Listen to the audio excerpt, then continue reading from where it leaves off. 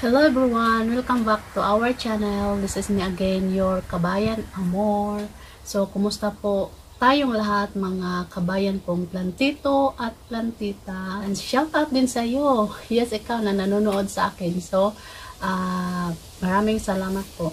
So, for today's video mga kabayan, is tatalakayin na naman natin uli or i-share ko naman sa inyo yung mga rason kung bakit yung ating dahon ng ating jade plant ay mayroong black spot na kagaya nito. Yan. So, yan po ang i-share ko sa inyo sa vlog na ito. So, keep on watching.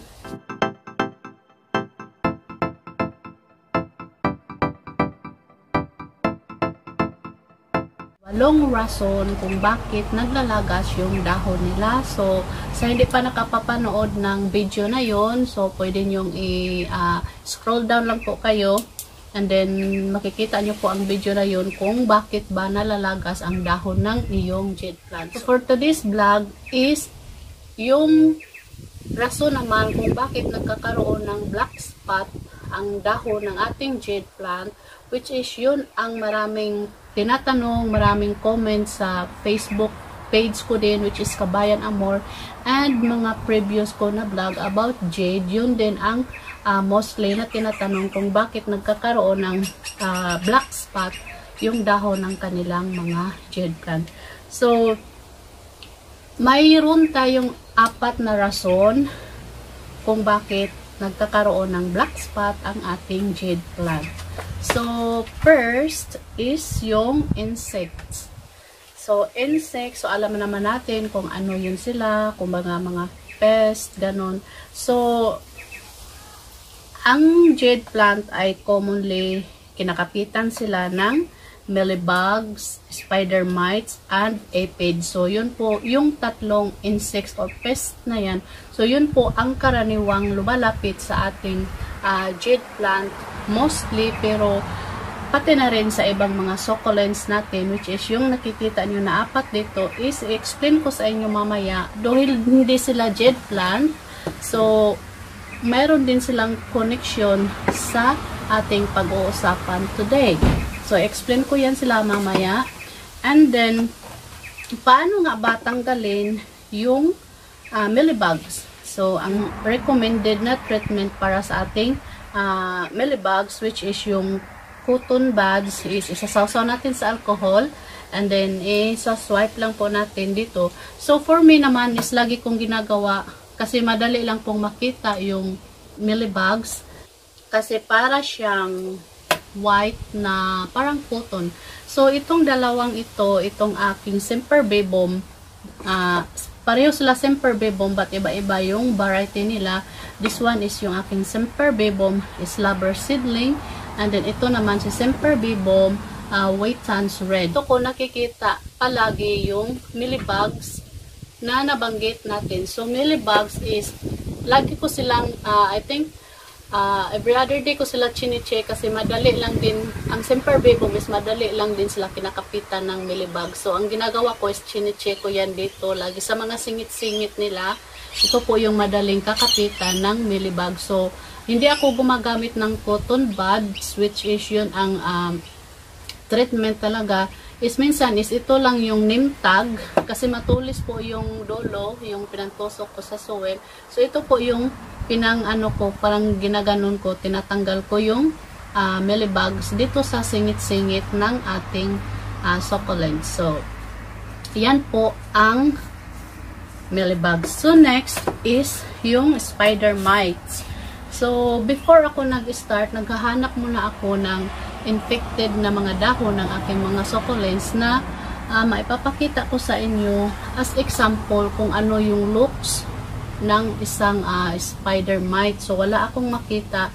So, magpiplex na lang ako ng picture na ito. So, ganyan po yung makikita nyo or sign na yung dahon ng jade plant ninyo ay mayroong spider mite. So, kumbaga ito yung sa inner and then dito yung sa under.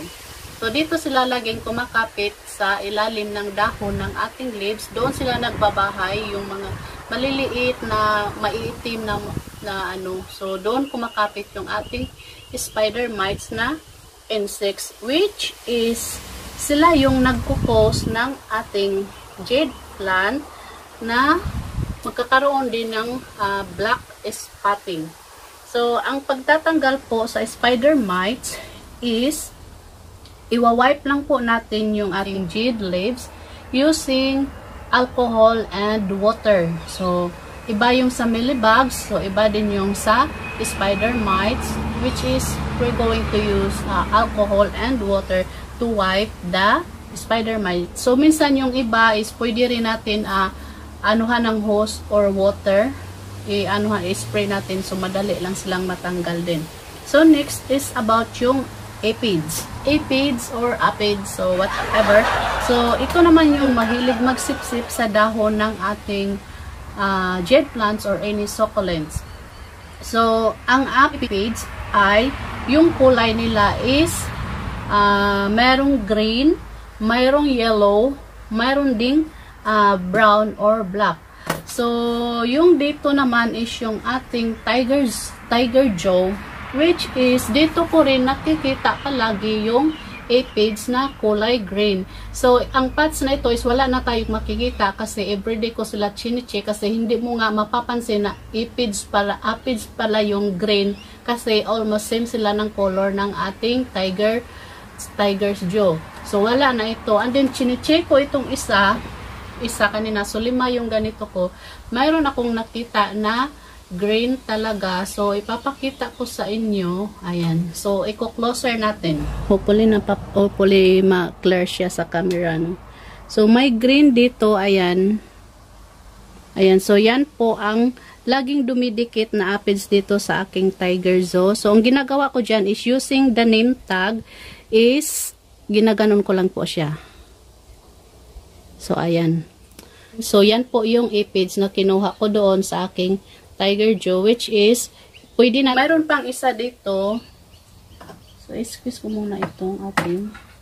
So, hindi talaga mapapansin yung aphids if yung kulay niya is green kasi similar ng kulay ng mga dahon ng ating mga halaman. So, ikitang isa dito.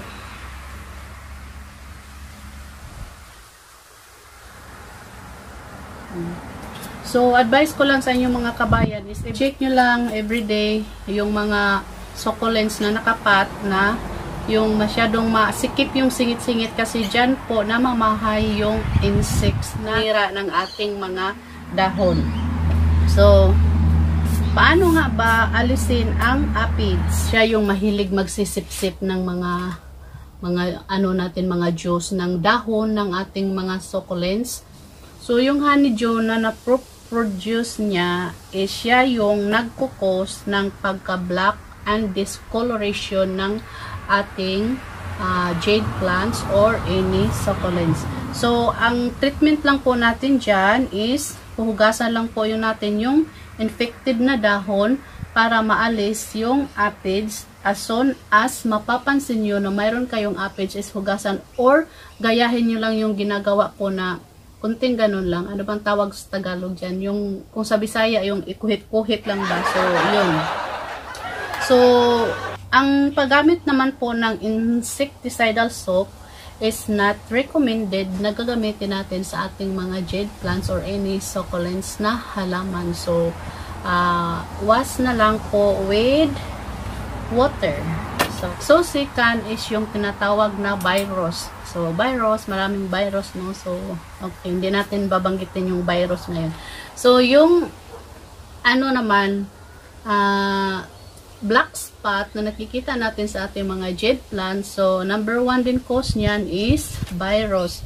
So, mayroong 3 uri ng virus ang nabanggit dito, which is yung tomato spotted wilt virus, tuspo virus, and the black ring virus. So, hindi ko na sila maisa-isa explain siguro kasi magnonosblade tayo. So, ganito na lang. So, yung black ring virus that appears black spot dito sa underside ng ating, wala talaga akong makita. Naghahanap talaga ako na underside ng ating mga dahon is yun ang tinatawag na ring virus. So, yung mga viruses naman is hindi naman sila pumapatay ng ating mga jade plants. So, they are not going to kill the jade plants because they can be systematic or na-infect lang yung ating mga halaman. So, once na makikita nyo yung plants nyo na mayroong virus, so, wag nyo na po siyang gamitin as gagawin yung propagation, leaf propagation or cutting propagation kasi hindi na po yan siya healthy na gagawin nating propagation. So, mas lalong mag-spread lang yung virus if ever gagawin nyo yan. So, just to prevent na hindi siya magdami, so, itatabi natin yan, hindi natin siya ilalagay sa ibang grupo ng mga halaman natin. So, itatabi natin if mapapansin natin yung isa sa mga halaman natin na nakapots which is mayroong virus. So, third one is yung fungi. So, before, akala ko virus and fungi are the same, pero hindi pala sila the same. So, third one is itong ating fungi. So, sila din yung cause kung bakit nagkaroon ng black spot ang ating jade plant. Pag yung plants nyo or sabihin natin jade plant is mayroon na siyang fungi.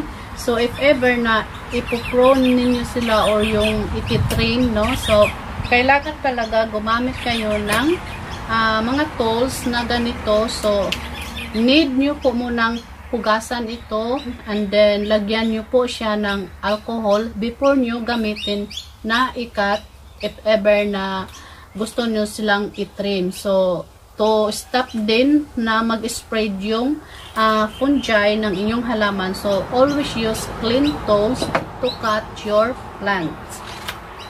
Or hugasan natin siya ng alcohol.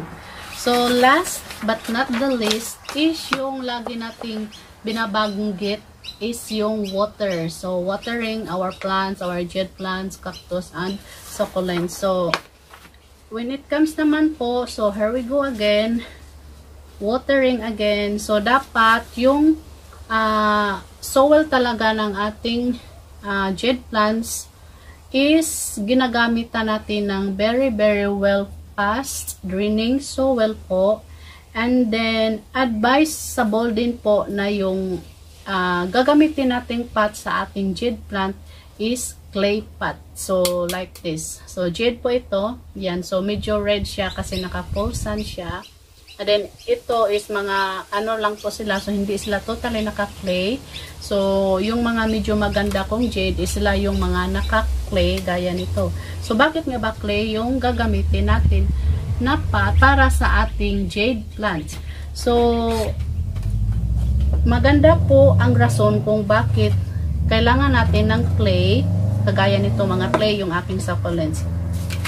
Kasi when it comes naman sa water, which is yung pang-apat na rason ng ating topic for today, so hindi ka problema if ever magdidilig ka, lalo na pag sinusok and dry natin ang ganitong pot.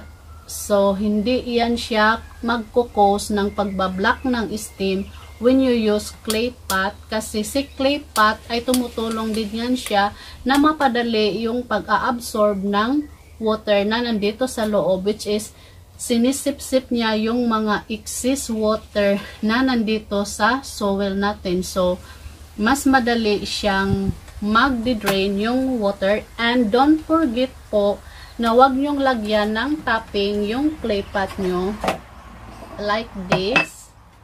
Ayan, like this. So, don't forget, if ever magdilig kayo, so, kailangan tanggalin nyo yung nakalagay sa bottom para yung water niya is hindi mag-i-stay doon, which is magkukos siya ng black spot sa leaves and rotting. So, yan po ang rason kung bakit dapat clay yung gamitin natin sa ating mga jade plants. So, hanggang dito na lang po ang vlog na ito mga kabayan. So, hopefully, hindi man perfect yung pagka-explain ko. So, hopefully, at least man lang naiintindihan nyo. So, for reason kung bakit nagkaka-black spot ang ating jade plant. So, thanks for watching for this vlog mga kabayan. Hopefully, nakasubscribe na kayo sa aking channel. And don't forget to click the bell button po para maging updated na naman kayo sa iba pa nating video kung ano naman yung mga common katanungan sa vlog na ito is yun din ang ating itatopic sa next vlog natin. So, have a happy and blessed Sunday everyone. Stay safe, God bless, and advance Merry Christmas sa ating lahat. So, ingat-ingat po mga kabayan. Bye-bye!